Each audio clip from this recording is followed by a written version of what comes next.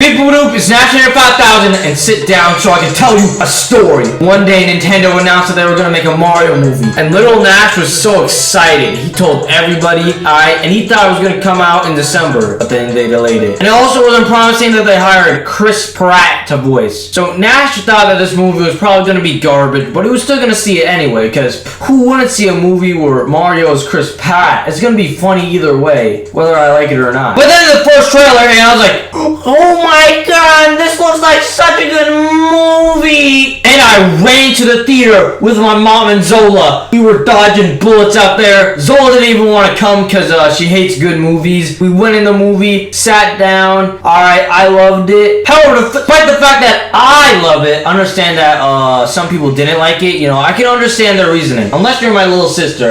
Because my little sister, ever since she said the Emoji Movie, Ugly Dolls, and Sing 2 was good movies, we don't let her have opinions anymore. But I can still understand the criticisms of the Mario movie. And to understand the criticisms, it's best to say exactly what happened in the Mario movie in exact order. Or hopefully in exact order. I don't know exactly where this stuff happens, but whatever. Alright, so the movie begins with the trailer, basically. Bowser breaks the ice castle with his fire and takes over the entire Penguin Kingdom, kidnaps all the penguins, and then he gets the star. As you can see, very cool animation. Which gotta be one of the biggest points I gotta give this movie. Like, unlike what Illumination usually does, where they just have the background be super realistic as hell, meanwhile, just everything else just looks sort of cartoony and it does not fit at all. Well, the Mario movie, to an extent, kinda sorta has this problem. I can forgive that because of how beautiful the movie looks. Like, they literally took the Mario graphics and turned RTX on. It looks freaking beautiful. Okay, so then after that, we cut to Mario and Luigi's commercial, and Mario and Luigi's like, yo, that was such a good commercial. But then this dude named Spike, who probably got spiky wieners, all like,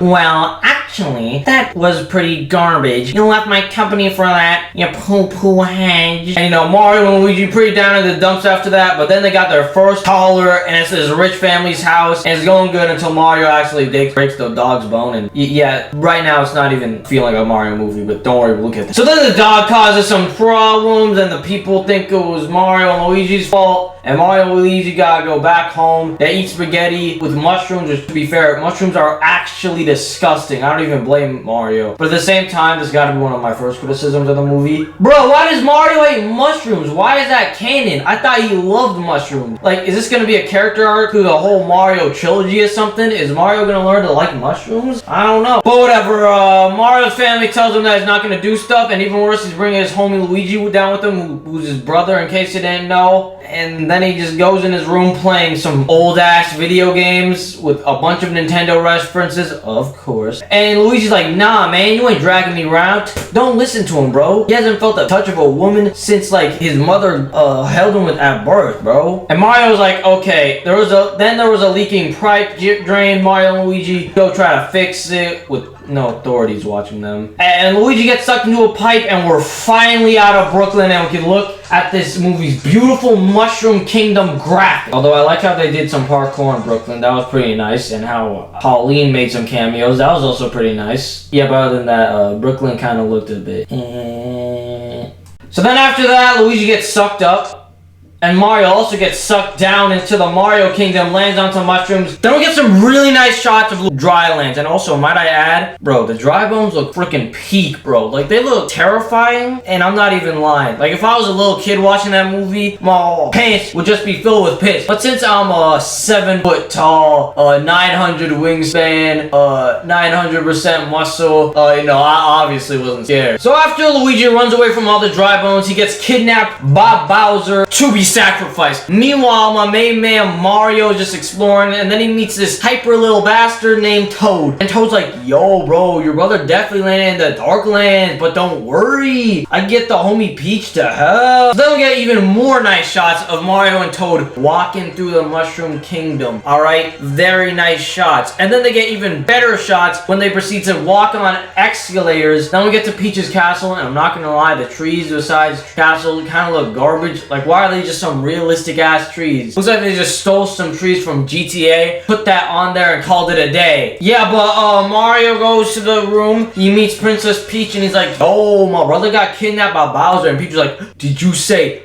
Bowser? By the way, I really like what they did with Peach. Like, Peach in the Mario universe was once my least favorite character, but in the Mario movie, like, she's my favorite character now. Like, she was badass, she was nice, and just like real Peach, sad people who have never seen the light of day, nor have they felt the touch of a woman or a man for the last 1, 2, 3, 4, 5, 6, 7, 8, 9, 10, 20 or so years. You know, some people looked at Peach and let's just say they didn't really have innocent thoughts. Alright, so Peach is like, yo, you gotta make it through this obstacle course before I can take you. Mario almost does it, and then she's like, good enough. So then right before they're about to leave to go fight Bowser, which I thought was urgent, but she sure is taking her dear sweet time doing it. Hey, I'm just saying. Toad comes up to them and is like, yo, I don't need to go to the training because I fear nothing. And Peach was just like, you know what? You coming with me. We cut back to Bowser, and Bowser's like, yo, time to tell you all my evil plan. My plan is to marry Peach.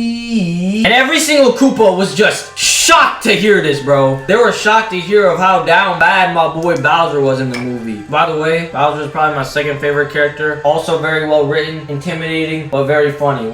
Pretty good villain. Alright, so then Toad, Peach, and Mario have a montage of them going to let's just call it the monkey place. And this gotta be one of the few things, or many things, I hate about the Mario movie. And that's the pacing is booty. Like, bro, honestly, they could have spent a bit more time developing the characters' relationship, but because this movie is a whole hour and 30 minutes, that's not really enough time. I think this movie could have definitely gone better if it was even 15 minutes longer, and instead of having a montage, it would actually face different problems in different areas and grow more bonding, because like I feel like the movie just went way too fast. Whatever, we cut back to Bowser and he's interrogating Luigi of where Mario is. He rips out some of his mustache and stuff. Luigi clearly gives it away that he knows where Mario is, and Luigi gets locked up and there's a star who wants to kill itself. And then Bowser sang one of the greatest songs known to mankind, and I think it went something like this. Your mom, you're so cool, and your small intestine just makes me drool. Your mom, understand, I wanna do your best friend. Da da da. Your mom, your mom, your mom, your mom, your mom, your your father and your sister and your brother too. 1,000 coops of Troopas couldn't keep me from you. Your mother at the end of the line, I'll hit you with the mine. Your mom, your mom. Yeah, something like that. Cut back to the good guys, and notice how this movie has so many goddamn cuts. Anyway, cut back to the good guys, and they're at the monkey place, and this monkey who's completely dripped out is like, yo man, come inside bro if you want to talk to a king. And then they like ride on this cool like little Mario Kart reference. Again, very amazing. And how they even reference the banana peel. Very amazing.